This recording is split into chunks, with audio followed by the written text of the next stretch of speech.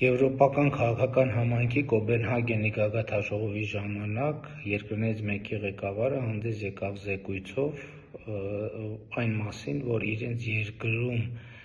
դեզինֆորմացիոն տեխնոլոգիաներ կիրառողները նախապես հանդես են եկել սոցիոլոգիական հարցումով, պարզելու համար, թե որ ոլորտներում դեզինֆորմացիան է, որ հանրության վրա առավել մեծ նեգատիվ ազդեցություն կունենա նրանց տրամադրելու պետության և կառավարության դեմ, և պարզվել է, որ դրանք 4 ոլորտներն են. առաջինը ազգայնությունը կամ ազգայինությունը, երկրորդը եկեղեցին,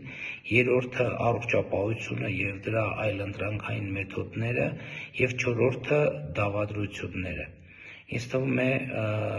պարզ է, թե առակս ինչ է ցուցանում, և հաջորդ հետևությունն այն է, որ մեր հանրությունը այնուամենայնիվ շատ հարցերով շատ չի տարբերվում եվրոպական շատ հանրություններից։